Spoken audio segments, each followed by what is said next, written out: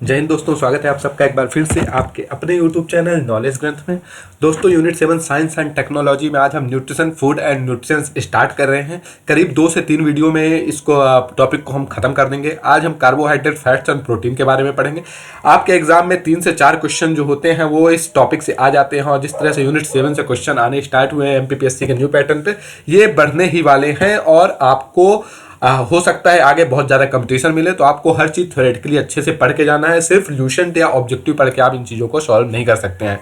तो इससे पहले हम चैनल को वीडियो को स्टार्ट करें, अगर आपने हमारे चैनल को सब्सक्राइब नहीं किया दोस्तों, जाकर उसे सब्सक्राइब कर लीजिए, जिससे आगे आने वाले सारी वीडियो की इन्फॉर्मेशन आपको मिलती रहे। इसके अलावा पुराने जितने वीडियो आप जाकर जरूर देखिए। आप अपने अंदर जो चेंज महसूस करेंगे वो आपने आज तक महसूस नहीं किया होगा, क्योंकि इससे ज़्यादा बेस्ट वीडियो यूनिट 7 के आपको MP के किसी भी चैनल में नहीं मिलेंगे। ठीक है, तो आशा करो आपने हमारे चैनल को सब्सक्राइब कर दिया होगा दोस्तों। तो चलिए शुरू करते हैं। सबसे पहले हम समझते हैं कि न्यूट्रिशन और न्यूट्रिएंट्स के बीच में डिफरेंस क्या होता है। न्यूट्रिशन का मतलब होता है पोषण। ठीक है, न्यूट्रिशन का मतलब होता है पोषण, और न्यूट्रिएंट्स का मतलब होता है पोषक तत्व। पोषक तत्व, ठीक है। तो इन दोनों के बीच में डिफरेंस समझना हमें बहुत ज़्यादा जरूरी है। अगर हम न्यूट्रिएंट्स की बात करें, तो न्यूट्रिएंट्स अगर सिंपल टर्म में बात करें तो न्यूट्रिएंट्स होता है वो रासायनिक तत्व है। ठीक है, ऐसे रासायनिक तत्व जिनकी हमें हमारे बॉडी को ज़रूरत है। उसमें जो सेल्स हैं बॉडी के अंदर, जो कोशिकाएं हैं बॉडी के अंदर, जो ऑर्गन्स हैं, जितने बॉडी के इंटरनल पार्ट्स हैं, उनकी ग्रोथ के लिए, ठीक है, उनको रिपेयर करने के लिए, और उनको अपना बैक्टीरिया या वायरस से इन्फेक्शन से बचाने के लिए जो पोषण तत्व चाहिए, उसी को हम न्यूट्रिएंट्स कहते हैं। तो nutrients are the substance that are required for the nourishment of the organism, which while nutrition is the entire process by which the organism obtain energy and nutrition from the food. Often we tend to believe that the term food and nutrition are synonymous and they are probably used in way. तो simple ये बोल रहा है कि जो पोषक तत्व होते हैं वो हमारी बॉडी के न्यूरिशमेंट के लिए जरूरी होते हैं। ये ऑर्गेनिज्म की बात कर रहा हूँ। ऑर्गेनिज्म में आपके पेड़ पौधे भी आ जाएंगे, एनिमल भी आ जाएंगे, और आपका ह्यूमन भी आ जाएंगे, सारे आ जाएंगे। सबको न्यूट्रिएंट्स की जरूरत होती है। ठीक है, और न्यूट्रिशन क्या है? न्यूट्रिशन एक प्रोसेस है। कब से शुरू होती है ये? जैसे ही हम खाना स्टार्ट करते हैं, उसके बाद खाना का जो डाइजेशन, जिसको हम लोग पाचन बोलते हैं, वो हो जाता है। उसके बाद पाचन होने से जो एनर्जी हमें मिल जाती है, एनर्जी जो एक्सट्रैक्ट हो जाती है, इसको ही हम क्या बोल देते हैं? इसी को हम बोल देते हैं न्यूट्रिशन। ठीक है, तो ध्यान रहेगा, आपको डिफरेंस समझ में आया। न्यूट्रिशन वो पोषक तत्व जो हमें खाने में मिलते हैं, और न्यूट्रिशन वो पूरी प्रोसेस है जो खाना खाने से डाइजेशन तक होती है। ठीक है, तो इन सिंपल वर्ड में हम समझे। तो अगर डेफिनेशन की बात करें न्यूट्रिशंस की, तो nutritions are chemical substance. Chemical मतलब रासायनिक तत्व होते हैं। किस लिए जरूरी है? Proper functioning of the cell. जो कोशिका होती है उनके फंक्शन, उनके कार्य करने के लिए, जो बॉडी में टिश्यूज होते हैं उनको लिए, और डिफरेंट ऑर्गन, जो बॉडी में डिफरेंट ऑर्गन होते हैं। ऑर्गन मतलब डिफरेंट, जैसे लीवर हो गया, आपका किडनी हो गया, इनके प्रॉपर फंक्शन के लिए हमें जरूरत होती है। Our body require adequate amount of nutrition which are mainly require. किस लिए जरूरी होती है? फर्स्ट, आपका ग्रोथ के लिए, बॉडी का ग्रोथ ही नहीं होगा आपका। दूसरा, रिपेयर, अगर उसमें कुछ डैमेज हो जाए, जैसे आपको चोट लग जाती है, ऑटोमेटिक वो कुछ दिन बाद ठीक हो जाती है, तो रिपेयरमेंट के लिए। और प्रोटेक्शन अगेंस्ट डिसीज, और जो रोग होते हैं, क्षय रोग टाइप जितने भी रोग होते हैं जो बैक्टीरिया और वायरस से फैलते हैं, उनसे हमारे शरीर को बचाने के लिए क्या जरूरी होता है? न्यूट्रिएंट्स या पोषण तत्व जरूरी होते हैं, पोषक तत्व जरूरी होते हैं। ठीक है, और न्यूट्रिशन क्या होती है? न्यूट्रिशन मतलब होता है पोषण। पोषण वो पूरी प्रोसेस है, वो पूरी क्रिया है या पूरी प्रक्रिया है, जिसमें हम भोजन को खाते हैं, ठीक है, उसके बाद उसको डाइजेस्ट करते हैं, उसके बाद डाइजेस्ट करके उससे एनर्जी लेते हैं। इस पूरी प्रोसेस को हम लोग न्यूट्रिशन कहते हैं। ठीक है, तो हम आशा कर रहा हूँ आपको समझ में आ गया होगा। चलिए आगे बढ़ते हैं। तो दो डिफरेंट टाइप के न्यूट्रिशन पाए जाते हैं। एक होता है आपका मैक्रो न्यूट्रिशन, एक होता है माइक्रो। मैक्रो थोड़ा मतलब होता है बड़ा, ठीक है, मैक्रो मतलब बड़ा, और माइक्रो मतलब होता है बहुत छोटा। ठीक है, माइक्रो मतलब बहुत छोटा होता है, आपको पता है। माइक्रो मतलब बहुत छोटा, और मैक्रो जो थोड़ा सा ज्यादा है। तो सिंपल वर्ड समझिए, जहां पे मैक्रो ज्यादा चीज आ जाए तो वहां पर हम मैक्रो बोलेंगे, और जहां पे कम आएगी तो उसको हम लोग क्या बोलेंगे? उसको हम लोग माइक्रो बोलते हैं। ठीक है, तो अगर हम बात करें, ठीक है, अगर हम बात करें मैक्रो न्यूट्रिएंट्स की, तो मैक्रो न्यूट्रिएंट्स की जैसे ही हम बात करते हैं, to the plant-based nutrition which are essential in large quantity as our body cannot produce by itself। हमारी बॉडी अपने आप प्रोड्यूस नहीं कर सकती, इसलिए हमें ये चीजें बाहर से चाहिए होती है और लार्ज क्वांटिटी में चाहिए होती है। जब बोला था यहाँ पे बड़ी चीज आ जाए, लार्ज आ जाए, उसको मैक्रो कहेंगे। These macro nutrition provide energy and support for the different metabolic process. मैंने आपको बताया था कि भोजन को डाइजेस्ट करके उससे एनर्जी निकालने की जो प्रोसेस है उसको मेटाबॉलिक कहते हैं। इसके बारे में जब हम ह्यूमन पढ़ेंगे, ह्यूमन और ह्यूमन बॉडी के पार्ट्स पढ़ेंगे तो उसके बारे में बात करेंगे। उनके ग्रोथ के लिए और बॉडी के डेवलपमेंट के जरूरी होता है हमें मैक्रोन्यूट्रिएंट्स। मैक्रोन्यूट्रिएंट्स में क्या आता है आपका, फैट्स आ जाता है, ठीक है, वसा इसको कहते हैं आप लोग, प्रोटीन आ जाता है, कार्बोहाइड्रेट आ जाता है, ठीक है, विटामिन्स आ जाता है और मिनरल्स आता है। इतनी चीजें आपके मैक्रोन्यूट्रिएंट्स में आती हैं। तो इसको हमको ध्यान में रखना है कि लार्ज क्वांटिटी में जो चाहिए होता है उसको मैक्रो बोलते हैं, और जो वेरी स्मॉल क्वांटिटी में चाहिए होता है उसको लोग माइक्रो बोलते हैं। इसमें क्या आ जाता है आपका, ये किस लिए जरूरी होता है, ये जरूरी होता है आपका रिपेयरिंग के लिए। जो आपके शरीर में सेल्स जो होते हैं जो डैमेज हो जाते हैं किसी वजह से, बैक्टीरिया इन्फेक्शन की वजह से, जैसे आपके मुंह में कभी कभी छाले पड़ जाते हैं लेकिन वो ऑटोमेटिक ठीक हो जाते हैं, वो किस वजह से ठीक हो जाते हैं, माइक्रोन्यूट्रिएंट्स की वजह से ठीक हो जाते हैं। आपका इन्फेक्शन जो होता है, चीज़ों को इन्फेक्शन ना हो उसके खिलाफ लड़ते रहें, इसलिए हमें जरूरी होता है माइक्रोन्यूट्रिएंट्स। इसमें आपका क्या आ जाता है, आपका calcium, iron, vitamins, iron, minerals and vitamin C, इतने टाइप के माइक्रोन्यूट्रिएंट्स आ जाते हैं। ठीक है, तो आपको ये ध्यान रखना है कि माइक्रोन्यूट्रिएंट्स में क्या क्या आता है, और आपको ये ध्यान रखना है कि माइक्रो में क्या क्या आता है, और जहां पे स्मॉल आ जाएगा उसको वहां पे आप माइक्रो मार के आएंगे, जहां पे मैक्रो लार्ज आएगा वहां पे आप मैक्रो मार के आएंगे। Very very very most important, ठीक है, ध्यान रहेगा। चलिए आगे बढ़ते हैं, समझते हैं। इसके बाद हम बात करेंगे सबसे पहले मैक्रोन्यूट्रिएंट कार्बोहाइड्रेट की। Carbohydrate one of the most important biomolecules that form a major part of living. सबसे ज्यादा बॉडी में जो एनर्जी हमें देता है वो कार्बोहाइड्रेट ही होता है। ठीक है, तो हम कार्बोहाइड्रेट की बात करें, सबसे इंपॉर्टेंट बायोमॉलिक्यूल्स है। और carbohydrate are primary produce by plants, ये मोस्टली आपका प्लांट से प्रोड्यूस होता है। A form a very large group of naturally occur organic compound, और ये नेचुरली आपका जो ऑर्गेनिक कंपाउंड्स बनता है उसी में पाया जाता है कार्बोहाइड्रेट।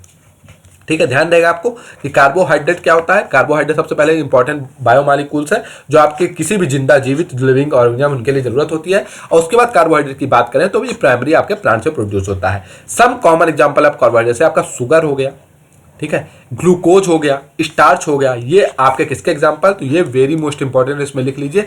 आपसे पूछा जा सकता है शुगर क्या है, प्रोटीन है, फैट है, या कार्बोहाइड्रेट है, या ऑल ऑफ द अबव है, तो इसको ध्यान रखिएगा। शुगर, ग्लूकोज, फ्रैक्टोज जो भी चीजें हैं सब आपकी कार्बोहाइड्रेट में आती हैं।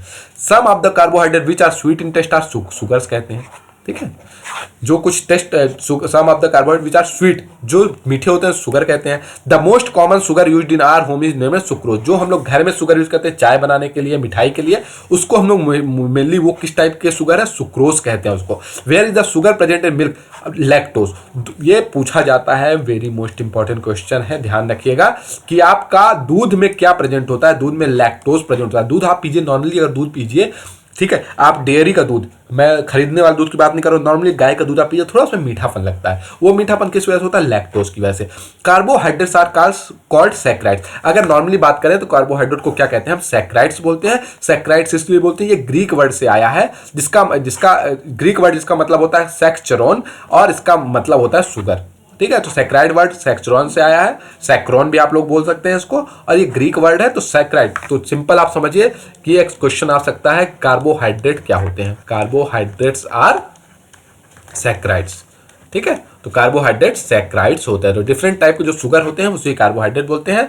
Carbohydrate are classified on the basis of their behaviour on hydrolysis. Carbohydrate किस बेस पे, ये भी क्वेश्चन पूछा जा चुका है, वेरी मोस्ट इंपॉर्टेंट क्वेश्चन है, ध्यान रखिएगा। तो कार्बोहाइड्रेट का क्लासिफिकेशन हम किस बेस पे करते हैं, तो बिहेवियर ऑफ हाइड्रोलिसिस। हाइड्रोलिसिस मतलब वाटर के साथ क्या रिएक्शन करता है, अगर उसमें पानी डालेंगे तो क्या रिएक्शन होगा, इसके बेस पे ही हम कार्बोहाइड्रेट को कैटेगराइज करते हैं, और इसको 3 ग्रुप में हम डिवाइड करते हैं। ठीक है, वेरी मोस्ट इंपॉर्टेंट, आपको यह ध्यान रखना है। This behaviour on hydrolysis, water के साथ क्या रिएक्शन करता है, यह इंपॉर्टेंट होता है। उसके अलावा आपका शुगर जो दूध में पाया जाता है उसको लैक्टोज बोलते हैं, और कार्बोहाइड्रेट को हम लोग सैकराइड्स बोलते हैं। इतना इस स्लाइड में आपको बिल्कुल ध्यान रखना चाहिए, वेरी मोस्ट इंपॉर्टेंट है। ठीक है, चलिए आगे बढ़ते हैं। इसके बाद बात करें मोनोसैकराइड्स। सैकराइड्स तो आपको समझ में आ गया कि कार्बोहाइड्रेट को हम लोग क्या बोलते हैं, कार्बोहाइड्रेट को हम लोग बोलते हैं सैकराइड्स। ठीक है, तो कार्बोहाइड्रेट को अगर हम सैकराइड्स बोलते हैं तो मोनो का मतलब क्या है, मोनो मतलब होता है सिंगल या एक। मोनो का मतलब क्या होता है, सिंगल ठीक है, सिंगल या वन, उसको हम लोग मोनोसैकेराइड्स बोलते हैं। तो uh carbohydrate that can not be hydrolyse further to give simple unit of polyhydroxy aldehyde और ketone is called a monosaccharide. तो सिंपल आप समझिए कि अगर इसको पानी के साथ रिएक्शन करें तो ये फर्दर टूटेगा नहीं। ठीक है, सिंपल अगर बात करें तो ये सिंपल जो है टूटेगा नहीं, क्योंकि ये सबसे सिंपलेस्ट यूनिट होती है। एक कार्बोहाइड्रेट हाइड्रोलाइज करने का मतलब यही है, पानी के साथ इसको रिएक्शन करवाएं तो बिल्कुल नहीं टूटेगा। तो ये सबसे सिंपल यूनिट होती है जो पॉलीहाइड्रोक्सी एल्डिहाइड होती है, या कीटोन भी कहते हैं। देखते हैं आप लोग बोलते हैं कीटो डाइट, जब कोई इंसान वेट लूज करता है तो उसको कीटो डाइट खिलाया जाता है। कीटो डाइट इसलिए इसमें कार्बोहाइड्रेट नहीं होता, कार्बोहाइड्रेट अगर नहीं होगा तो आपके शरीर का वेट नहीं बढ़ेगा, चर्बी नहीं बढ़ेगी। ठीक है, तो इसको ध्यान रखिएगा आप लोग। तो इसकी हम बात कर रहे थे, तो उसको हम लोग मोनोसैकेराइड्स बोल देते हैं। About 20 monosaccharides are known to occur in the nature. करीब 20 टाइप के मोनोसैकेराइड्स पाए जाते हैं, जिसमें से कुछ आपके ग्लूकोज हो गए, फ्रैक्टोज हो गए, राइबोज हो गए और गैलेक्टोज हो गए।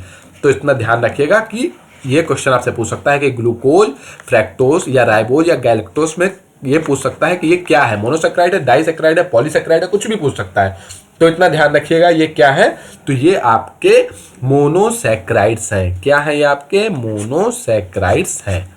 ठीक है, तो ये आपको इसमें क्या ध्यान रखना है कि सबसे सिंपलेस्ट यूनिट होती है। पहली बात तो ये सिंपलेस्ट मतलब इसके बाद ये टूटेगी नहीं। ठीक है, इसको कीटोन भी कहते हैं। दूसरी चीज ये ध्यान रखना है आपको। ठीक है, थर्ड क्या है, इसमें ग्लूकोज, फ्रैक्टोज, राइबोज और गैलेक्टोज को हम लोग क्या बोलते हैं, मोनोसैकेराइड बोलते हैं। तो ग्लूकोज की अगर हम बात करें, जो आप लोग घर में पीते होंगे ग्लूकॉन डी, कोई नहीं ऐसा ग्लूकॉन डी जैसा आप लोग ऐड देखते थे ना, तो ये ग्लूकॉन डी क्या होती है, तो ग्लूकोज ही होता है। Glucose occur freely in the nature as well as the combined form. या तो फ्री आपको कहाँ मिलेगी, प्रकृति में ये सब चीज मिलती है, प्लांट से ये सब चीज मिलती है आपको। It is present in sweet fruit, जो आपको मीठा फल आप लोग खाते हैं, हनी जो शहद खाते हैं, पका हुआ अंगूर जो होता है उसमें भी आपका जो मिलता है उसे ही हम लोग ग्लूकोज बोलते हैं। फ्रैक्टोज क्या बोलते हैं, fructose is a important ketohexose, it is obtain along with glucose by the hydrolysis of the disaccharide sucrose. तो कीटोहेक्सोज का मतलब कुछ नहीं होता, इसका मतलब होता है कि 6 बॉन्ड बनाते हैं आपके। ठीक है, 6 मोनोसैकेराइड्स अगर बॉन्ड बने तो उसको हम लोग फ्रैक्टोज बोल देते हैं। तो ध्यान रखिएगा कि फ्रक्टोज क्या है, कि ये ध्यान नहीं रखना, आपको इतना ध्यान रखना है कि ग्लूकोज के साथ ये पाया जाता है। जो आपका डाइसैकेराइड्स होता है या सुक्रोज होता है, उसका जब हाइड्रोलिसिस कहते हैं तो आप लोगों को क्या मिलता है, आप लोगों को क्या मिलता है, फ्रक्टोज मिलता है। फ्रक्टोज के क्वेश्चन पूछे जाते हैं, इसलिए आपको थोड़ा समझाने की मैं कोशिश कर रहा हूं इसको, क्योंकि इससे अगर क्वेश्चन आए तो आप गलत ना करें। तो ये भी क्या होता है, आपका मोनोसैकेराइड होता है, पूछा जा सकता है ग्लूकोज, फ्रैक्टोज, राइबोज या गैलेक्टोज क्या होते हैं, तो ये सब होते हैं। और इसको हम लोग फ्रूट शुगर भी कहते हैं। इसको हम लोग क्या कहते हैं, फ्रैक्टोज को हम लोग क्या बोलते हैं, फ्रूट शुगर ही बोलते हैं। ध्यान रखिएगा, इसको क्या बोलते हैं, फ्रूट शुगर। मोस्टली जो होता है ना, ग्लूकोज भी पाया जाता है फ्रूट में, लेकिन जो मीठापन होता है वो किस वजह से पाया जाता है, फ्रैक्टोज की वजह से। किसी भी फल का मीठापन किसकी वजह से होता है, फ्रैक्टोज की वजह से पाया जाता है। तो ध्यान रखिएगा कि फ्रैक्टोज को हम लोग फ्रूट शुगर बोलते हैं। पूछ लिया जाता है कि फ्रूट शुगर किसको बोलते हैं, ग्लूकोज को बोलते हैं, फ्रैक्टोज को बोलते हैं, गैलेक्टोज को बोलते हैं, राइबोज को बोलते हैं। तो ध्यान रखिएगा फ्रैक्टोज को हम लोग फ्रूट शुगर बोलते हैं। चलिए अब आते हैं राइबोज पे हम लोग। राइबोज क्या होता है, राइबोज होता है beta delta ribofuranose, form part of the backbone RNA. RNA, DNA, RNA दो चीज आपने सुनी है, डीएनए और आरएनए आपने सुना है ना। डीएनए का फुल फॉर्म आप बताइएगा, ठीक है। आरएनए का मैं आपको बता देता हूं, आरएनए का फुल फॉर्म होता है राइबो न्यूक्लिक एसिड। क्या होता है, राइबो न्यूक्लिक, फुल फॉर्म भी इसका आ जाता है, ठीक है, इसलिए बता रहा हूं। डीएनए का आप लोग कमेंट सेक्शन में बताइएगा। तो राइबो न्यूक्लिक एसिड जो होता है उसका मेन पार्ट जो होता है वो राइबोज ही होता है। बहुत सारे राइबोजों से मिलकर ही क्या बनता है, आपका आरएनए बनता है, ठीक है। तो राइबोज से मिलकर आपका क्या बनता है, आरएनए। तो आरएनए की यूनिट क्या होती है, बहुत सारे राइबोज से मिलकर बनता है। और क्या बोलता है कि it is related to deoxyribose, जो आपका डीएनए में पाया जाता है। जब डीएनए का आप लोग फुल फॉर्म पढ़ेंगे, ठीक है, डीएनए का जब हम लोग फुल फॉर्म पढ़ते हैं तो डीएनए का फुल फॉर्म पढ़ते हैं कि डीऑक्सीराइबो न्यूक्लिक एसिड। तो ठीक है, तो डीऑक्सीराइबोज जहां पे वर्ड आ जाए वो राइबोज क्या है, यही है। ये क्या होता है, मोनोसैकेराइड होता है। क्या होता है, मोनोसैकेराइड या कार्बोहाइड्रेट ही होता है, जिससे आपका आरएनए या डीएनए बनता है। इसके बाद बात करें हम गैलेक्टोज की, ठीक है। गैलेक्टोज की बात करें तो ये भी एक मोनोसैकेराइड है, क्योंकि मोनोसैकेराइड पढ़ रहे हैं। When combined with the glucose, तो through a condensation reaction the result is disaccharide lactose. मतलब कंडेंसेशन का मतलब आपको पता है ना, जब कोई चीज़ को ठंडा करते हैं बहुत ज़्यादा तो वो रिएक्शन जो कहलाता है वो कंडेंसेशन में होता है। और इस रिएक्शन में क्या बनता है आपका लैक्टोज बनता है। लैक्टोज किससे बनता है ये क्वेश्चन आ जाता है। तो गैलेक्टोज को जब आप ग्लूकोज के साथ, गैलेक्टोज को जब आप ग्लूकोज के साथ कंबाइंड करते हैं कंडेंसेशन रिएक्शन में तो आपका क्या बनता है, लैक्टोज बनता है। ठीक है, ध्यान रखिएगा क्या बनता है आपका, लैक्टोज बनता है। और लैक्टोज क्या है, एक डाइसैकेराइड है। अभी हम आगे पढ़ेंगे डाइसैकेराइड। मोनोसैकेराइड पढ़ रहे थे, मोनोसैकेराइड मतलब एक ही ग्लूकोज का बॉन्ड होगा तो वो मोनोसैकेराइड हो गया। डाइसैकेराइड में 2 होंगे और ट्राइसैकेराइड में 3 होंगे, पॉली में बहुत सारे होंगे। ठीक है, तो इसके बारे में हम बात कर रहे थे। तो आशा कर रहा हूँ ये आपको समझ में आ रहा हो। अगर आपको समझ में आ रहा है तो बहुत ज़्यादा अच्छा चीज़ है। ठीक है, क्योंकि एग्जाम में पूछे जाते हैं। The hydrolysis of lactose to glucose and galactose is catalyst by enzyme lactase and beta galactose. ये देखिए बोल रहा है कि आपका जो लैक्टोज का हाइड्रोलिसिस करते हैं, ठीक है, लैक्टोज से ग्लूकोज कैसे बनेगा, तो लैक्टोज से ग्लूकोज बनेगा जब वहां पे लैक्टेज एंजाइम प्रेजेंट होगा। ये पूछा जाता है, लैक्टेज एंजाइम जब प्रेजेंट होता है। देखिए हमने अभी क्या बनाया था, लैक्टोज कैसे बनाया था, लैक्टोज हमने बनाया था गैलेक्टोज को ग्लूकोज के साथ कंबाइंड किया था, कंडेंस किया था, तो आपका लैक्टोज बन गया था।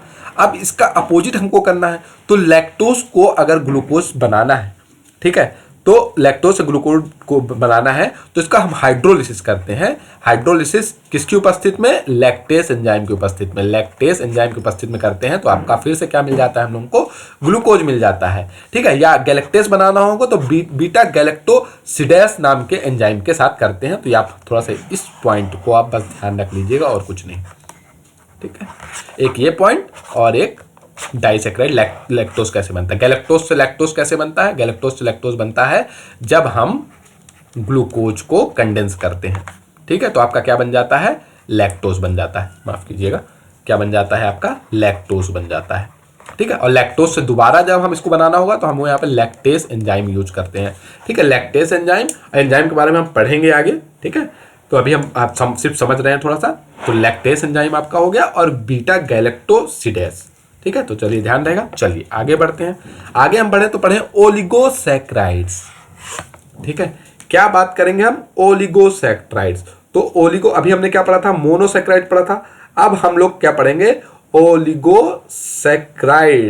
ठीक है, ओलिगोसैकेराइड्स का मतलब क्या हुआ, ओलिगोसैकेराइड का मतलब हुआ कि ये एक पॉलीमर होता है जिसमें आपका 3 to 10 मोनोसैकेराइड्स होते हैं। ठीक है, 3 से करीब आपका 2 से मान लीजिए 2 से करीब 10 मोनोसैकेराइड्स को अगर मिला दिया जाए तो आपका ओलिगोसैकेराइड्स बनता है। ठीक है, ध्यान रखिएगा, क्वेश्चन एग्जाम में पूछा जाएगा 2 से 10 मोनो वाला सिंगल होता है ना, तो बहुत सारे मोनोसैकेराइड्स, कम से कम 2 से 10 मोनोसैकेराइड्स की जो आपका हम केमिकली कंपाउंड करते हैं तो आपका ओलिगोसैकेराइड्स बनता है।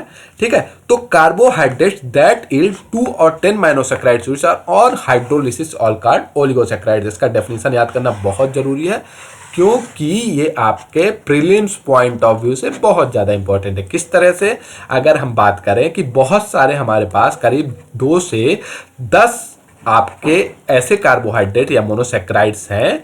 ठीक है, 2 से करीब 10 मोनोसैकेराइड या कार्बोहाइड्रेट, उस यूनिट को जब हम हाइड्रोलिसिस करते हैं, वाटर के साथ रिएक्शन करते हैं या पानी में घोलते हैं तो क्या कहलाता है आपका, ओलिगोसैकेराइड्स बनता है। Very very very most important. They are further classified at disaccharide, trisaccharide, tetrasaccharides. ठीक है, तो ओलिगोसैकेराइड्स का आप समझिए सिंपल मतलब पॉलीसैकेराइड्स भी इसको आप समझ सकते हैं। पॉलीसैकेराइड्स भी लिटरल पॉलीसैकेराइड्स नहीं होता बट आप समझ सकते हैं कि ओलिगोसैकेराइड्स मतलब होता है मेनी सैकेराइड्स। ठीक है, बहुत ज़्यादा सैकेराइड्स। तो आपको बहुत सारे 2 से करीब 10, 2 से 2 भी हो सकते, 3 भी हो सकते, 4 भी, ऐसे करके 2 भी अगर करेंगे तो उनको भी ओलिगो बोल देंगे। 2 से 10 तक हो सकता है आपका मोनोसैकेराइड्स यूनिट को आप कंबाइंड करते हैं और उसका हाइड्रोलिसिस करते हैं तो आपका ओलिगोसैकेराइड्स मिलते हैं। इसमें आपके आ जाते हैं डाइसैकेराइड्स, ट्राइसैकेराइड्स, टेट्रासैकेराइड्स और upon the number of monosaccharides. ठीक है, या तो जितने आपके मोनोसैकेराइड्स निकले उससे हाइड्रोलिसिस पे। सिंपल आप समझिएगा, जब चीज़ का हाइड्रोलिसिस करते हैं इसी बेस पे हम लोग कार्बोहाइड्रेट को क्या करते हैं, कैटेगराइज करते हैं। कार्बोहाइड्रेट को कैटेगराइज किस बेस पे करते हैं, हाइड्रोलिसिस के बेस पे करते हैं। तो उसी में अगर 2 आपके मोनोसेक्राइड्स निकल रहे हैं तो डाइसेक्राइड्स होगा, 3 मोनोसेक्राइड्स तो ट्राइसेक्राइड, 4 निकल रहे हैं तो टेट्रा, ठीक है, ऐसा होता है। या पेंटासेक्राइड 5 अगर निकल रहे हैं तो ऐसे। Almost these are the most common are disaccharide. इसमें मोस्टली कौन होते हैं? 2। जिसमें 2 होते हैं उसको हम लोग डाइसेक्राइड्स बोलते हैं। The 2 monosaccharides units obtain on hydrolysis of the disaccharides may be same और डिफरेंट। अगर कोई भी 2 मोनोसेक्राइड्स यूनिट है, डिफरेंट भी हो सकती हैं, ठीक है, अगर 2 monosaccharides unit different monosaccharides unit हैं तो वो सेम या डिफरेंट भी हो सकती है हाइड्रोलिसिस पे, ठीक है। अगर हमने कोई भी 2 मोनोसेक्राइड्स यूनिट ले ली, किसी भी तरह की कोई दो हमने फ्रक्टोस ले लिए, या 2 हमने सुक्रोस फ्रैक्टोस के बाद हमने क्या पढ़ा, गैलेक्टोस ले लिया, तो वो आपकी मोनोसेक्राइड ही थी ना, तो उनको ऐड कर दिया जाए, या गैलेक्टोस को ग्लूकोज को आपको फ्रैक्टोस के साथ कर दिया जाए तो डिफरेंट बन जाएंगे ना। तो यही बोल रहा है कि डाइसेक्राइड डिफरेंट भी हो सकते हैं। जैसे for example sucrose on hydrolysis give 1 molecules each of the glucose and fructose, where and maltose give dimolecule glucose. देखिए ये वेरी मोस्ट इंपॉर्टेंट क्वेश्चन है, इसको ग्रीन इसीलिए किया गया है, हाईलाइट किया गया है, इसको पढ़ के आपको जरूर जाना है प्रीलिम्स के लिए, क्योंकि आपसे पूछ लेगा कि सुक्रोज का, ठीक है, सुक्रोज क्या था, सुक्रोज आपका डाइसेक्राइड है। सुक्रोज का जब हम हाइड्रोलिसिस करते हैं, ठीक है, सुक्रोज का जब हम हाइड्रोलिसिस करते हैं तो क्या निकलता है, तो एक ग्लूकोज निकलता है, एक फ्रैक्टोज निकलता है, ठीक है, ध्यान रखिएगा, एक ग्लूकोज निकलेगा, एक फ्रक्टोज निकलेगा।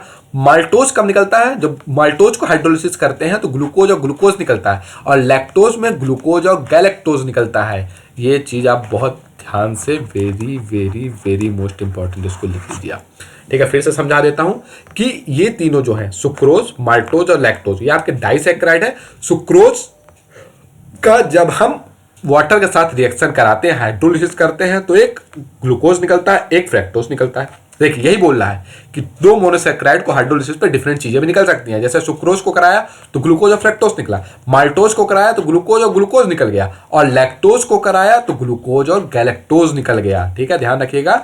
तो इसको आप ध्यान रख सकते हैं कि लैक्टोज यहां पे लगा हुआ है तो लैक्टोज निकल गया। ग्लूकोज, ग्लूकोज मतलब मेनी ग्लूकोज लगा दिए तो एम से स्टार्ट हो रहा है तो माल्टोज आप याद रख सकते हैं। और ग्लूकोज और फ्रक्टोज, मीठा, सुक्रोज मीठा, क्या फल मीठा होता है, तो ग्लूकोज और फ्रक्टोज को मिलाएंगे तो हम सुक्रोज बनता है। चलिए तो हम सुक्रोज की थोड़ी सी बात कर लेते हैं। अगर हम सुक्रोज की बात करें तो सुक्रोज में सबसे पहले जो आता है वो आएगा, one of the common disaccharide is sucrose which on hydrolysis give equimolar mixture of glucose and fructose. जैसे कि आपको बता चुका है, अभी पहले बताया गया है कि जब आप सुक्रोज को हाइड्रोलिसिस करते हैं ग्लूकोज और फ्रक्टोज मिलता है, यही चीज दिया है। One of the most common disaccharide, सबसे ज्यादा मोस्ट, घर में आपका क्या यूज होता है, सुक्रोज यूज होता है ना, क्या यूज होता है आपका घर में, सुक्रोज यूज होता है। इसीलिए माफ कीजिएगा दोस्तों, थोड़ा सा 1 सेकंड दीजिए, थोड़ा सा प्रॉब्लम हो गई है, ठीक है। अगर हम इसकी, सॉरी,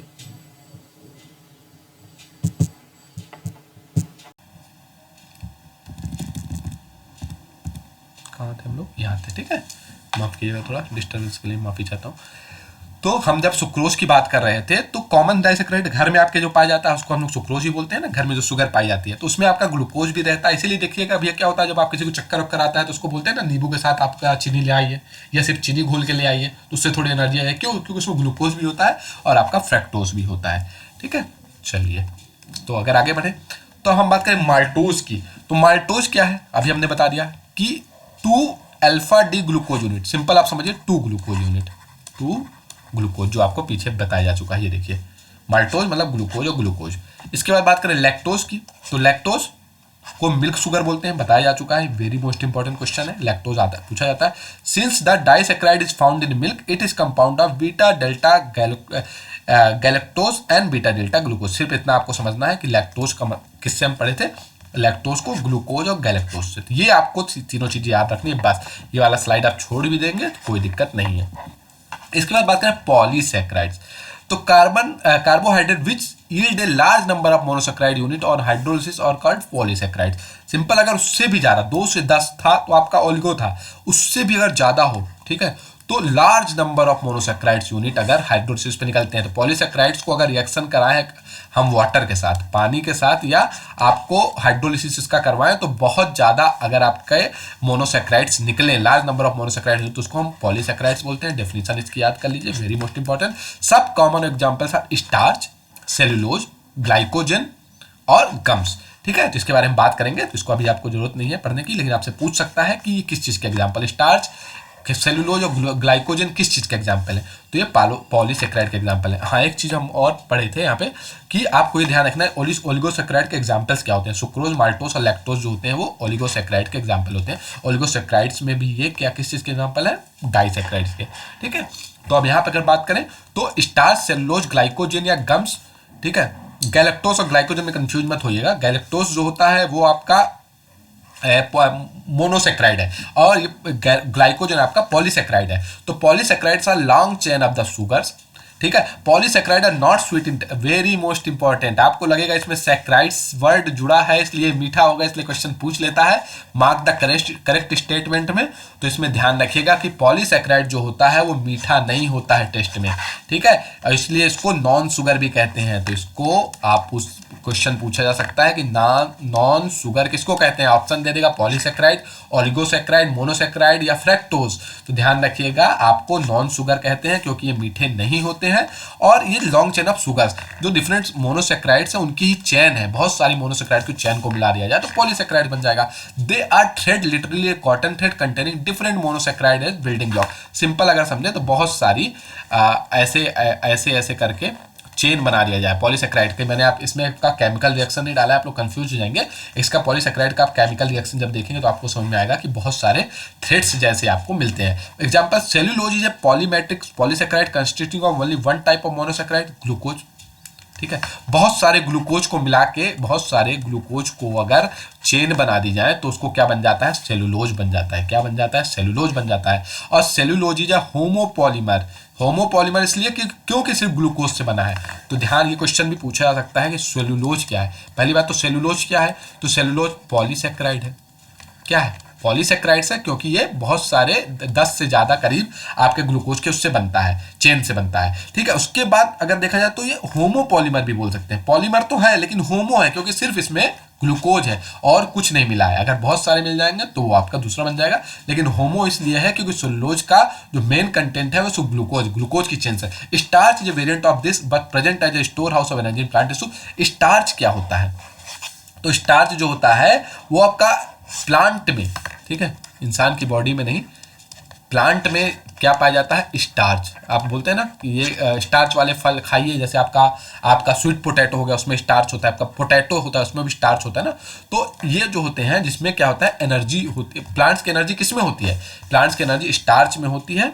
ठीक है, तो इसको store house of the plant tissue भी बोलते हैं। तो इसको कंफ्यूज मत होइएगा, स्टार्च को बोलते हैं, सेलुलोज को नहीं बोलते हैं। तो starch is a variant but present as a store house of the energy. तो स्टार्च जो होता है वो स्टोर हाउस ऑफ एनर्जी किसकी कहलाती है, जैसे सेल की store house of energy mitochondria को बोलते हैं ना, तो इसी तरह store house of energy of plant जो अगर कह दिया जाए तो किसको कहेंगे, स्टार्च को कहेंगे। एनिमल हैव अनदर वेरिएंट जिसको ग्लाइकोजन में, जानवरों में या इंसान में क्या होता है, जानवरों में क्या होता है, ग्लाइकोजन होता है। इंसुलिन भी एक पॉलीमर है, किस चीज़ का, फ्रैक्टोज का। ठीक है, इंसुलिन आपको पता है डायबिटीज जब होती है तो इंसुलिन के इंजेक्शन लगते हैं। तो इंसुलिन किस चीज़ का पॉलीमर है, आपका फ्रैक्टोज का। ये question very very very most important, इसमें आप लिख लीजिए। तो इंसुलिन किसका पॉलीमर होता है, फ्रैक्टोज का पॉलीमर होता है। तो plant cell walls are made of cellulose, paper made from plant pulp and cotton fibre is cellulosic. तो प्लांट सेल में आपका सेलुलोज भी पाया जाता है, स्टार्च भी पाया जाता है, लेकिन स्टार्च को क्या कहते हैं, एनर्जी हाउस कहते हैं इसका, प्लांट टिश्यूज का। और इंसुलिन एक फ्रैक्टोज का पॉलीमर, इसको ध्यान रखिएगा, very very very most important लिख दे रहा हूँ इसमें। ठीक है, तो अब थोड़ी स्टार्च की बात कर लेते हैं। स्टार्च की हमने बात की थी कि स्टार्च क्या होता है, स्टोर एनर्जी ऑफ प्लांट बोल सकते हैं, एनर्जी ऑफ प्लांट सब इसको बोल देते हैं। तो polysaccharide contain large number of monosaccharides unit joint together by the glycosidic link. Simple कुछ नहीं आपको समझना है कि आपको पहली बात तो पता है पॉलीसेक्राइड क्या होता है, बहुत सारे मोनोसेक्राइड मिला दिया तो पॉलीसेक्राइड होता है। These are the most commonly encounter carbohydrate in nature, सबसे ज्यादा जो पाया जाता है स्टार्च ही पाया जाता है। The mainly act as the food storage और स्ट्रक्चर मटेरियल, आपको पहले बताया जा चुका है कि फूड स्टोरेज क्योंकि एनर्जी सबसे ज़्यादा इसी में होती है, आपका स्टोर करता है प्लांट्स का भी, तो इसको फूड स्टोर या स्ट्रक्चरल मटेरियल भी बोलते हैं। ध्यान रखिए, स्ट्रक्चरल मटेरियल किसको बोलते हैं, स्टार्च को ही बोलते हैं। Starch is the main storage polysaccharides of plants, ये बताया जा चुका है आपको, मेन स्टोरेज होता है। It is the most important dietary source of for human being, even human being में आलू जो आप खाते हैं उसमें स्टार्च मिलता है आपको। High content of starch is found in carols, ठीक है, जो आपकी दालें होती हैं, सेरल्स बोल देते हैं आप लोग, तो ठीक है, सेरल्स, उसका रूट्स जो जड़े वाले आपके होते हैं, मूली होती है, ठीक है, वो सब जो होता है। उसका ट्यूबर्स, ठीक है, एंड सम वेजिटेबल्स, उसी तरह आपका आलू जो होते हैं उसमें भी आपका पाया जाता है। It is a polymer of alpha glucose and consist of 2 component, जिसको अमाइलोज या अमाइलोपेक्टिन बोलते हैं, ठीक है। तो इतना इंपॉर्टेंट आपको देने, सिर्फ इतना ध्यान रखना है कि इसको स्टोर हाउस ऑफ द क्या बोलते हैं, प्लांट्स बोलते हैं, और इसका आपका क्या कहते हैं, किस चीज़ से बना है, ये बहुत सारी मोनोसेक्राइड से मिलकर बना होता है। इसके बाद बात करें सेलुलोज की, सेलुलोज ऑकर्स एक्सक्लूसिवली प्लांट, ये सेलुलोज सिर्फ प्लांट्स में पाया जाता है, ये इंसान में नहीं पाया जाता या एनिमल्स में नहीं पाया जाता, इसलिए ध्यान रखिएगा, एक्सक्लूसिवली बोल रहा है, सिर्फ किसमें, सेलुलोज। जब भी वर्ड आएगा आप प्लांट्स ही बोलेंगे। And it is the most abundant organic substance in the plant kingdom, it is a predominantly constituent of cell walls of plant cell. Cellulose is a straight chain polysaccharide compound only for the beta data glucose. Simple आपको बताया जा चुका है कि ये किससे से बनता है, इसको हम लोग होमो पॉलीसेक्राइड बोल देते हैं, होमो पॉलीसेक्राइड, क्योंकि सिर्फ ये ग्लूकोज से बनता है और किसी चीज़ से नहीं, ठीक है, सिर्फ ग्लूकोज से, ठीक है, ध्यान रहेगा। चलिए आगे बढ़ते हैं, इसका थोड़ा ग्लाइकोजन की बात कर लेते हैं। तो the carbohydrate are store in animal body as glycogen. अच्छा, द कार्बोहाइड्रेट जो बॉडी में स्टोर होता है किस रूप में स्टोर होता है, ग्लाइकोजन, वेरी मच। क्यों, देखिए आप लोग का क्या होता है, बॉडी में एनर्जी क्या होती है, स्टोर कर ली जाती है, ठीक है, स्टोर कर ली जाती है। किस लिए स्टोर कर ली जाती है, कहाँ पे स्टोर किया, लीवर में, ठीक है, स्टोर की जाती है ग्लाइकोजन में। क्यों, क्योंकि इन केस आपको भोजन नहीं मिला तो आपको एनर्जी कहाँ से मिलेगी, तो यही ग्लाइकोजन फिर से टूटता है ग्लूकोज में और आपको एनर्जी देता है। तो the carbohydrate are stored in animal body, animal body में जो स्टोर करता है किस रूप में, ग्लाइकोजन के रूप में स्टोर करता है, very very very most important. It is also known as animal starch भी इसको बोल देते हैं, क्योंकि देखिए प्लांट्स का क्या था, स्टार्च प्लांट्स में होता है जो एनर्जी पावर, हमारे एनिमल्स या ह्यूमन बींग में हमारी एनर्जी कहाँ स्टोर होती है, ग्लाइकोजन के रूप में, तो इसलिए इसको एनिमल स्टार्च भी बोल देते हैं। Because its structure is similar to amylopectin and its rather more highly branches. तो ये इसका भी जो आपका स्ट्रक्चर होता है वो आपका प्लांट्स का जो स्टार्च होता है वैसे ही होता है। It is present in the liver, देखिए आपको बताया लीवर, मसल्स एंड ब्रेन, ये सिंपल लीवर, मसल्स और ब्रेन में स्टोर कर लिया जाता है, आपको एनर्जी देता रहता है। Glycogen also found in yeast और फंगी, ईस्ट जो आपका ब्रेड बनाने के काम आता है, या फंगी जो फंगल होता है उनमें भी आपका ग्लाइकोजन पाया जाता है। When the body needs glucose enzyme breaks the glycogen down to glucose, simple यही चीज बताया गया आपको। ग्लाइकोजन सिंपल, आपको ग्लाइकोजन से क्या समझना है कि ये एनिमल में स्टोर होता है, लीवर में, मसल्स में और ब्रेन में। क्यों, इन केस ऑफ इमरजेंसी आपको एनर्जी अगर लेना है तो यही आपका क्या होता है, एंजाइम इसको ब्रेक कर देते हैं ग्लूकोज में, और इसके बाद आपको ग्लाइकोजन जो है ग्लूकोज के रूप में हमें एनर्जी दे देता है, तो इसलिए इसको बताया गया है। अब हम बात कर लें थोड़ा सा कार्बोहाइड्रेट की इंपॉर्टेंस क्या थी हमारे लिए। तो कार्बोहाइड्रेट्स की जो इंपॉर्टेंट थी, सबसे पहली बात, क्योंकि एसेंशियल है बॉडी के लिए, कार्बोहाइड्रेट से नहीं होगा तो आपका बॉडी क्या होगा, ग्रोथ नहीं कर पाएगा। They form a major portion of our food. Honey has been used for a long time as an instant source of energy in Ayurvedic system, इसीलिए आयुर्वेदिक सिस्टम में आप लोग क्या यूज करते थे, हम लोग हनी यूज कर लिया करते थे, ठीक है। क्यों यूज कर लिया करते थे, क्योंकि इंस्टेंट एनर्जी दे देता है। Carbohydrate are used as a storage molecules as starch, ठीक है, स्टार्च के रूप में प्लांट्स में, ग्लाइकोजन के रूप में एनिमल्स में, ठीक है, ये पॉइंट इंपॉर्टेंट है लाइन। और cell walls of the bacteria and plants is made of cellulose which is a carbohydrate. Even आपकी जो प्लांट्स की जो मेन सेल्स होती हैं, कोशिका होती है, किसकी बनी होती है, सेलुलोज की बनी होती है, ठीक है, सेलुलोज। इसीलिए हम लोग एक्चुअली जानवरों में सेलुलोज को पचाने के लिए एंजाइम होता है, हमारी बॉडी में नहीं होता है, इसलिए हम पेड़ पौधे पचा नहीं पाते हैं, और जो जानवर होते हैं वो आप लोगों को पचा लेते हैं। तो आपको समझ में आ गया कार्बोहाइड्रेट का इंपॉर्टेंस क्या होता है। सिंपल समझिए कि आपका मेन जो सेल की वॉल्स होती हैं वो आप प्लांट्स की, वो किसकी बनी होती है, आपकी कार्बोहाइड्रेट की, ठीक है, क्योंकि आपका सेलुलोज होता है, सेलुलोज टाइप का कार्बोहाइड्रेट पॉलीसेकेराइड है। उसके बाद बात करें कि कार्बोहाइड्रेट की है ग्लाइकोजन एनिमल्स में, और उसके बाद आपका स्टार्च प्लांट्स में। तो आपको इंपॉर्टेंट है क्या, कार्बोहाइड्रेट। चलिए आगे बढ़ते हैं। इसके बाद थोड़ा बात कर ले फैट की। फैट मीन्स वसा जो होता है, तो fat is one of the 3 main macro, देखो हम मैक्रो न्यूट्रिएंट्स की बात करते हैं तो उसमें फैट, कार्बोहाइड्रेट, प्रोटीन, 3 तो बहुत ज़्यादा इंपॉर्टेंट, इसके बारे में आज बात कर रहे हैं हम, ठीक है। तो मैक्रो न्यूट्रिएंट्स जो है, तो फैट्स किस लिए, तो fat is a major source of energy and help your body absorb vitamin. Fat का 2 पर्पज है, ठीक है, एक तो आपका एनर्जी देता है, ठीक है, आपको एक तो देखते हैं आप लोग, जो लोग मोटे होते होंगे वो एनर्जी स्टोर हो जाती है उनकी फैट में। ठीक है, मोटा होना अच्छी बात नहीं है, बट फैट, गुड फैट और बैड फैट भी होता है। तो फैट में जो एनर्जी स्टोर हो जाती है, तो एक तो एनर्जी देता है, ऊपर से बॉडी को एब्जॉर्ब, विटामिन को एब्जॉर्ब करने के लिए, क्योंकि कुछ विटामिन जो होते हैं फैट सोल्यूबल होते हैं और कुछ विटामिन जो होते हैं वो वाटर सोल्यूबल, कुछ क्या होते हैं, पानी में घुल सकते हैं, वो फैट में नहीं घुल सकते, और कुछ फैट में घुल सकते हैं, वो पानी में नहीं घुल सकते। ठीक है, तो इसके बारे में बात करेंगे, जब विटामिन की बात करेंगे तो बताएंगे। तो फैट का दो पर्पज होता है आपको, तो ये क्वेश्चन आपसे पूछा जा सकता है, बोथ एंड बी ऑप्शन में, both A and B option पूछा जा सकता है कि आपको एनर्जी, आपको एक तो देता है, मेजर सोर्स ऑफ एनर्जी होता है, और दूसरा बॉडी का विटामिन होता है, उसको ऑब्जर्व करता है। Fat has the most calories compare to energy, fat में सबसे ज्यादा कैलोरी होती है। कैलोरी आपको पता है, एनर्जी को हम लोग किसमें कैलकुलेट करते हैं, कैलोरी में कैलकुलेट करते हैं, और एक स्वस्थ मनुष्य को करीब 1750 से 2300 किलो कैलोरी खाना चाहिए पूरे दिन में। इससे ऊपर खाते हैं तो वेट बढ़ता है। आप लोगों को वेट अगर कम करना हो तो मैं बता दूंगा कैसे कम करते हैं साइंटिफिकली। तो फैट्स जो है most calorie compare to other nutrients है। ठीक है, controlling fat intake is important for maintaining weight and prevent of delaying type 2 diabetes. ठीक है, जब हम डायबिटीज डिसीज की बात करेंगे, तो हम डायबिटीज की बात करेंगे, तो उसमें हम बात करेंगे कितने टाइप की डायबिटीज होती है। तो कोई एक डायबिटीज होती है जो आपके पेरेंट्स से आती है। ठीक है, तो उसको टाइप 1 डायबिटीज बोलते हैं, और टाइप 2 डायबिटीज जो डेवलप होती है, तो इसको टाइप 2 डायबिटीज को और वेट को हम लोग मेंटेन कर सकते हैं कि अगर आप इंटेक ऑफ कैलोरी को वो कर दे, जिसको कैलोरी डेफिसिट बोलते हैं। कैलोरी को अगर कम लेंगे तो आपका वेट धीरे धीरे कम हो जाता है। Fats also known as triglycerides. ठीक है, ठीक है, फैट्स को क्या बोलते हैं हम लोग, ट्राइग्लिसराइड्स बोलते हैं, very most important.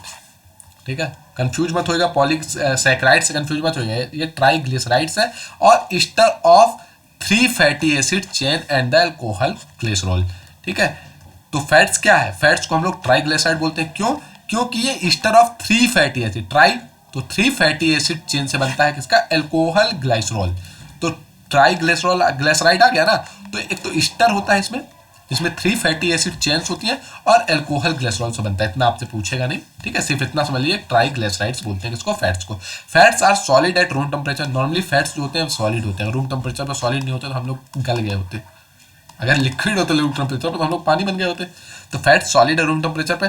Oil refer to a fat with unsaturated fatty acid chains that is liquid at room temperature. Fats like other lipids are generally insoluble in water.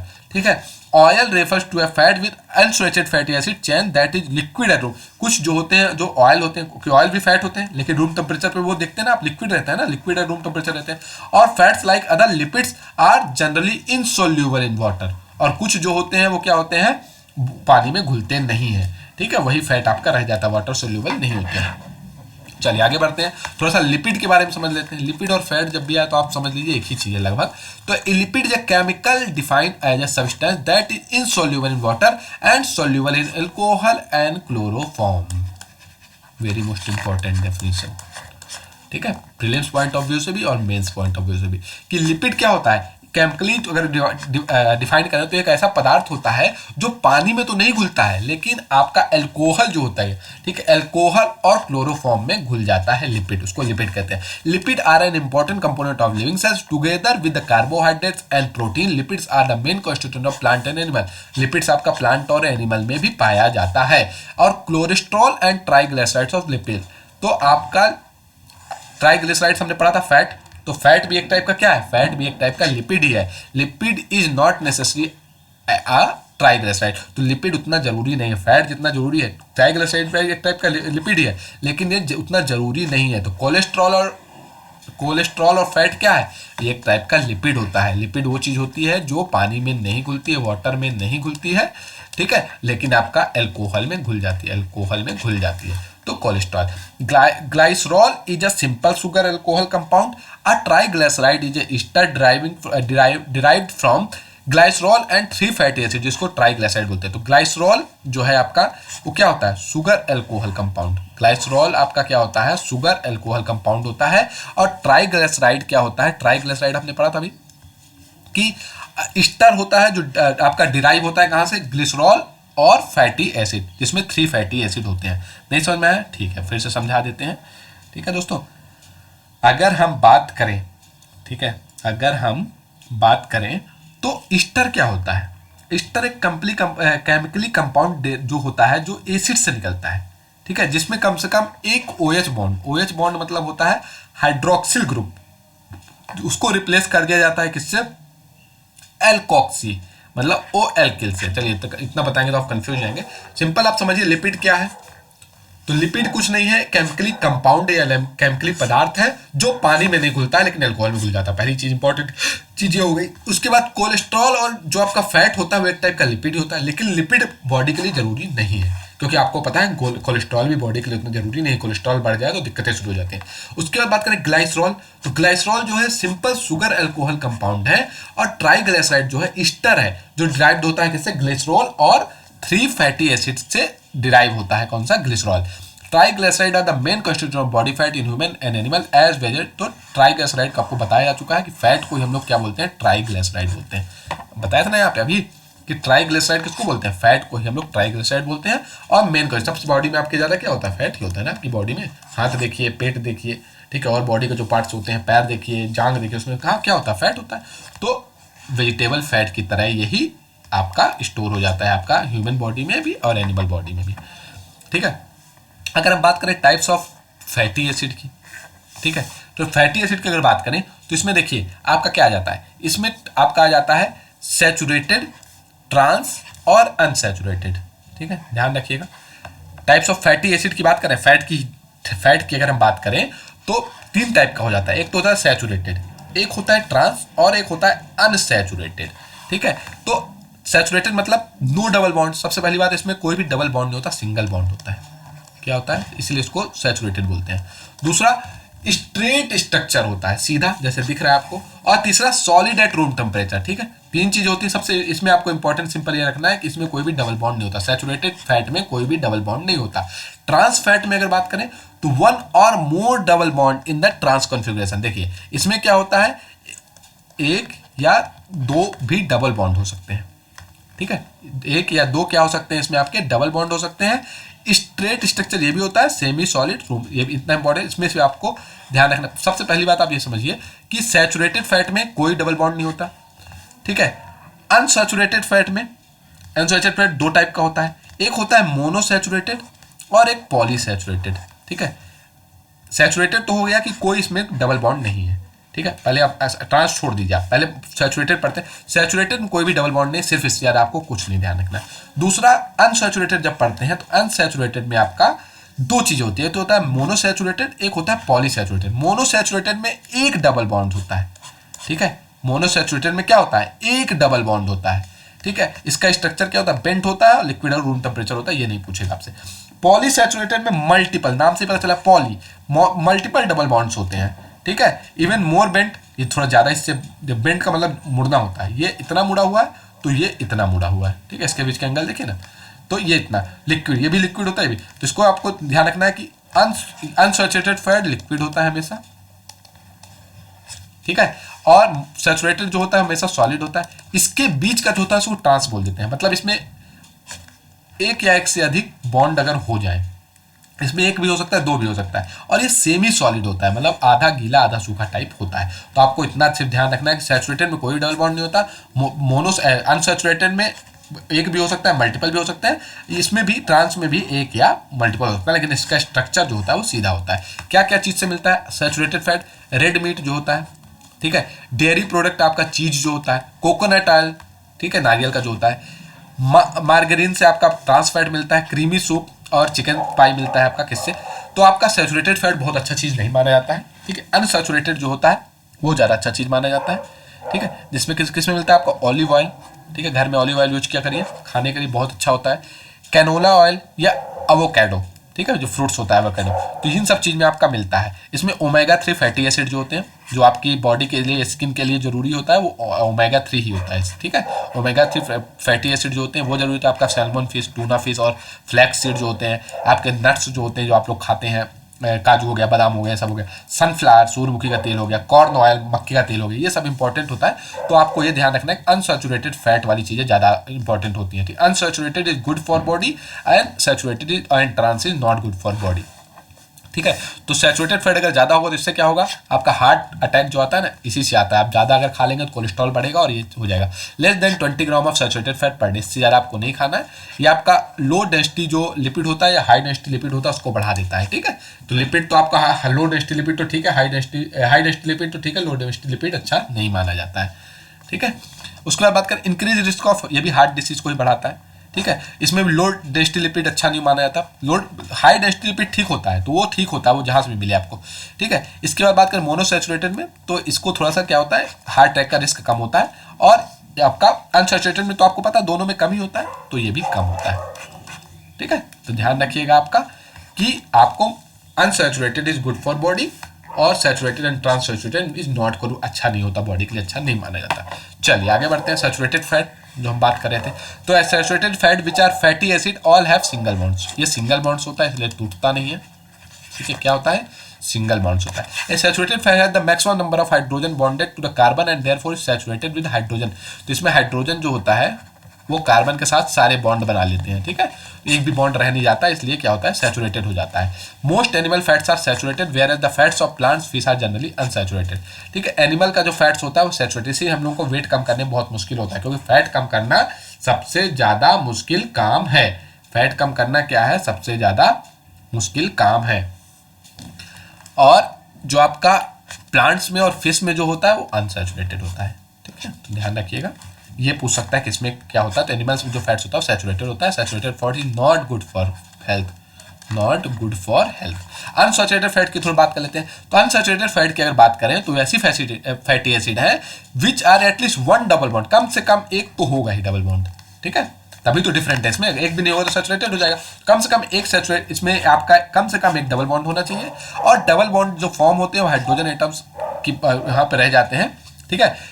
Hydrogen atoms जो है वो eliminate कर दिए जाते हैं यहाँ पे। और इन सेलुलर मोटर में unsaturated fat molecules contain somewhat less energy than an equivalent, लेकिन देखिए सैचुरेटेड फैट में एनर्जी ज़्यादा होती है, बस इतना ही फायदा है, लेकिन ये शरीर के लिए अच्छा नहीं माना जाता है। उसके बाद बात करें अनहेल्दी फैट्स की, तो अनहेल्दी फैट में जैसे हमने पढ़ लिया था, सैचुरेटेड फैट्स और ट्रांस फैट्स जो होते हैं वो अनहेल्दी फैट माने जाते हैं। ये क्वेश्चन पूछा जा चुका है कि अनहेल्दी फैट्स क्या होते हैं, आपके सैचुरेटेड होते हैं, अनसैचुरेटेड होते हैं, ट्रांस होते हैं, बोथ एंड भी होता है, बोथ एंड भी अनहेल्दी फैट बोलते हैं इसको, ठीक है। ध्यान रखिएगा, the main type of unhealthy fats are saturated and trans fats होते हैं। Saturated fats are primarily found in food and that come from animals such as meat and dairy, ठीक है। तो सैचुरेटेड फैट्स आपका इसलिए ज़्यादा दूध वाला चीज़ आइटम नहीं खाना चाहिए, वेट बढ़ाता है।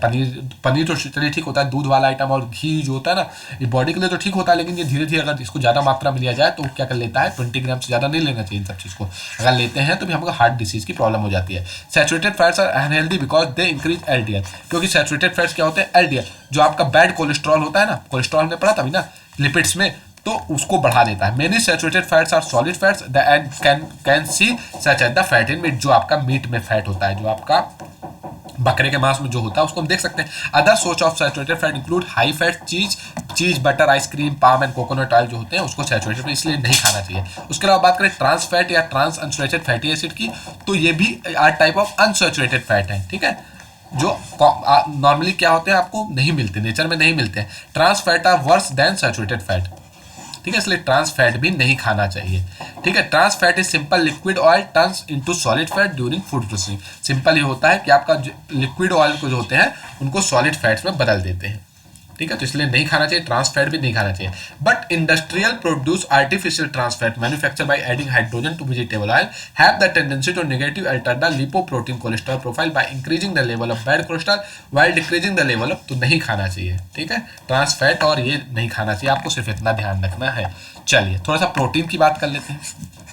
प्रोटीन, तो cheap source of protein of milk, दूध पीना चाहिए। चीज या पनीर जो होता है आपको सिंपल पनीर, पल्स दालें, मूंगफलियां, फिश या लोग जो मीट खाते हैं, ठीक है, एक ज़्यादा मात्रा से खाएंगे तो दिक्कत है, उसमें प्रोटीन पाया जाता है, ठीक है। इनको बॉयल करके खाना चाहिए, कभी भी इनको फ्राई करके नहीं खाना, फ्राई करने पर उसकी प्रोटीन खत्म हो जाती है। They occur in every part of body and form the fundamental basis of structure and function of life. जो लोग 6 एप्स बनाते हैं, क्या करते हैं वो लोग, 6 एप्स 8 एप्स बनाते हैं ना, आप मूवी वूवी में देखते होंगे पेट पे, तो ऐसे टाइप में जो होता है, ऐसे करके पेट में देखते हैं ना, से दिखता है पूरा, तो वो एप्स जो होता है उसमें क्या ओनली प्रोटीन अगर इंटेक ज़्यादा लेंगे तो वो आपका बनेगा, कार्बोहाइड्रेट को हटा दिया जाए और प्रोटीन वहाँ पे रिप्लेस कर दिया जाए। They are also required for growth and maintenance of the body. The but protein is derived from Greek word proteios से आया है, जिसका मतलब होता है प्राइम इंपॉर्टेंट। नाम से ही पता चल रहा है ग्रीक वर्ड से आया, प्राइम इंपॉर्टेंट, इसलिए बॉडी में प्रोटीन की मात्रा बहुत ज़्यादा जरूरी है। प्रोटीन क्या है? पॉलीपेप्टाइड्स है, ठीक है, पॉलीपेप्टाइड्स है। और protein are the linear chain of amino acid, ठीक है, ध्यान रखिएगा प्रोटीन को हम लोग क्या बोलते हैं? अमीनो एसिड्स, ठीक है, इसका फॉर्मूला नहीं लिखेंगे आप लोग कंफ्यूज हो जाएंगे। तो प्रोटीन क्या होते हैं? अमीनो एसिड होते हैं, इनको पॉलीपेप्टाइड्स भी बोलते हैं, ठीक है, इनको क्या बोलते हैं? पॉलीपेप्टाइड। जैसे आपको फैट को ट्राइग्लिसराइड्स बोलते हैं ना, तो प्रोटीन को हम लोग पॉलीपेप्टाइड्स बोलते हैं। Very very very most, P से स्टार्ट है, आप लोग कंफ्यूज नहीं होंगे। अमीनो और etch protein is polymer of बहुत सारे अमीनो एसिड को मिला के ही आपका क्या बनता है? प्रोटीन बनता है। Collagen is the most abundant protein in animal world, very most important question, prelims point of view से बहुत ज़्यादा इंपॉर्टेंट है। तो मोस्ट सबसे ज़्यादा पाया जाने वाला प्रोटीन कौन सा है? कोलेजन बोलते हैं इसको, ठीक है, क्या बोलते हैं? कोलेजन। राइबोलोज माफ कीजिएगा, राइबोलोज बाइस फॉस्फेट कार्बोक्सिलेज ऑक्सीजेंस, जिसको रूबिकोस भी बोलते हैं, the most abundant protein the world of biosphere. Biosphere में सबसे ज्यादा पाए जाने वाला रूबिकोस है, और एनिमल वर्ल्ड में सबसे ज्यादा पाए जाने वाला, देखिए बायोस्फीयर में हर चीज आ जाती है, प्लांट्स भी आ जाता है, डेक्टिवोरस भी आ जाता है, सब कुछ आ जाता है। तो वहां पाया जाने वाला आपका क्या है? रूबिस्को। और कोलेजन क्या होता है? जो आपका एनिमल वर्ल्ड, एनिमल में ह्यूमन और एनिमल जो आ जाते हैं, ठीक है, तो इसको बस ध्यान रखना है आपको। और प्रोटीन एमिनो एसिड होते हैं, इतना ध्यान रखना है, ठीक है। अमीनो एसिड के बारे में थोड़ी बात कर लेते हैं। अमीनो एसिड क्या होते हैं? Amino acid are organic compound containing an amino group, NH2 कम से कम, ठीक है, NH3 आपका अमोनिया हो जाता है। तो NH2 जो होता है अमीनो एसिड होते हैं, एन एसिडिक ग्रुप होता है, ठीक है, NH2 और COOH, ये होता है आपका amino acid. As substitute on the same carbon, the A carbon, hence they are called an amino acid. They are substitute. देखिए मेथेन क्या था? CH3 को हम लोग मीथेन बोले थे। तो अगर एक H को, CH2 को एक मेथेन, देखिए CH3 था, तो अगर इसका एक H को हटा दें, हम इसको CH2 कर दें और इस H को हम रिप्लेस कर दें किससे? COOH से, ठीक है, तो इसको क्या बोल देते हैं हम लोग? अमीनो एसिड बोलते हैं। इसीलिए आपको सब्स्टिट्यूट मीथेन्स भी बोलते हैं। इसको क्या बोलते हैं? सब्स्टिट्यूट मीथेन्स। NH3 था ना आपका मीथेन, इसमें से एक को हटा दिया, NH2 कर दिया और यहाँ पे COOH जोड़ दिया, तो उसको क्या बोल देंगे? अमीनो एसिड बोल देंगे। तो ये ध्यान रखें, ये क्वेश्चन पूछा जाता है कि आपके मीथेन के सब्स्टिट्यूट क्या होते हैं? तो ये अमीनो एसिड या प्रोटीन्स, ठीक है। All proteins are polymer of x alpha amino acid, ठीक है, अल्फा है, बीटा नहीं है, ठीक है। अल्फा अमीनो एसिड को बहुत सारे को पॉलीमर्स बना दिया जाए तो उसको प्रोटीन बन जाता है। Protein can be classified in two type on the basic of that, इसमें फाइब्रस प्रोटीन और ग्लोबुलर प्रोटीन। प्रोटीन भी दो टाइप के होते हैं, फाइब्रस प्रोटीन और ग्लोबुलर प्रोटीन, ये पूछा नहीं जाएगा। अल्फा अमीनो एसिड ध्यान रख लीजिएगा इसमें आप, ठीक है। तो आप अगर बात करें फाइब्रस प्रोटीन की, तो when the polypeptide chains can parallel, polypeptides बोलते हैं, आपको पढ़ लिया हमने, प्रोटीन को कहते हैं, तो उनको पैरेलल चले और उनको एक साथ बांध के चले तो उनको फाइब्रस बोल देते हैं, ठीक है। इनमें आपका फाइबर लाइक स्ट्रक्चर जो होता है, इसमें आपका केराटिन, जो आपका बाल होता है ना और नाखून होता है ना, उसमें क्या चीज़ प्रेजेंट होती है? केराटिन। आप लोग देखिएगा आजकल जो शैम्पू यूज करते हैं, देखिए उसमें केराटिन होता है, ठीक है। केराटिन इसीलिए होता है क्योंकि केराटिन उसके लिए अच्छा है। या मायोसिन जो आपका मसल्स में प्रेजेंट होता है, वो आपका फाइब्रस प्रोटीन होता है। और उसके बाद बात करें ग्लोबुलर प्रोटीन की, तो ग्लोबुलर प्रोटीन का आप शेप याद कर लीजिए, इसको स्फेरिकल शेप होता है, इसका क्या होता है? पैरेलल होता है, ठीक है, ये पैरेलल होता है, फाइब्रस पैरेलल होता है, और ग्लोबुलर क्या होता है? आपका स्फेरिकल। ग्लोब से याद करिए, ग्लोब तो गोल होता है, उसी तरह स्फेरिकल भी लगभग उसी तरह मिलता जुलता। ग्लोबुलर प्रोटीन भी आपका क्या होता है? स्फेरिकल शेप में होता है, ये वाटर में सोल्यूबल होता है। Insulin and albumin are the common example of globular protein. तो इंसुलिन और एल्ब्यूमिन, तो इंसुलिन क्या था? एक टाइप का फ्रक्टोज था, आप पढ़े थे ना, तो इंसुलिन भी एक टाइप का क्या है? प्रोटीन ही होता है। तो आशा कर रहा हूँ वीडियो आपको पसंद आया होगा, ठीक है। थोड़ा सा एक चीज़ अगर हम यहाँ पे देख लें कि some protein and their function में, तो कोलेजन सबसे ज़्यादा जो प्रेजेंट था, जो आपका इंटरसेलुलर ग्राउंड सब्सटेंस होता है, इंटरसेलुलर दो सेल के बीच का जो जगह होता है वो कोलेजन द्वारा लिया जाता है। इसीलिए एनिमल प्लांट में सबसे ज़्यादा प्रेजेंट क्या होता है? कोलेजन होता है। इसका ट्रिप्सिन की अगर बात करें तो एंजाइम है, जब हम ह्यूमन बॉडी की बात करें तो ट्रिप्सिन के बारे में बात करें। इंसुलिन क्या है? हॉर्मोन्स है, ठीक है, इसके बारे में सब बात करेंगे। और एंटीबॉडी क्या है? एंटीबॉडी जो आपके फाइट, जो इन्फेक्शन होता है ना आपकी बॉडी में, तो अंदर से जो एंटीबॉडी बनती है वही चीज़ आपकी सुरक्षा करती है। रिसेप्टर जो आपका सेंसरी और रिसेप्शन होता है, जैसे आपका जो आपका कोविड आता है ना, तो क्या होता है वो रिसेप्टर में ही चिपक जाता है, ठीक है। या GLUT4 enable glucose transform into cell, इतना इंपॉर्टेंट नहीं है, इसके बारे में हम डिटेल्स में बात करेंगे। तो आशा कर रहा हूँ वीडियो आपको पसंद आया होगा। वीडियो आपको पसंद आया उसे लाइक करें, सब्सक्राइब करें, शेयर करें और हमें कमेंट सेक्शन में ये जरूर बताएं वीडियो आपको कैसा लगा, ठीक है गाइज। और प्लीज़ शेयर जरूर कीजिए। Thank you so much, God bless you all.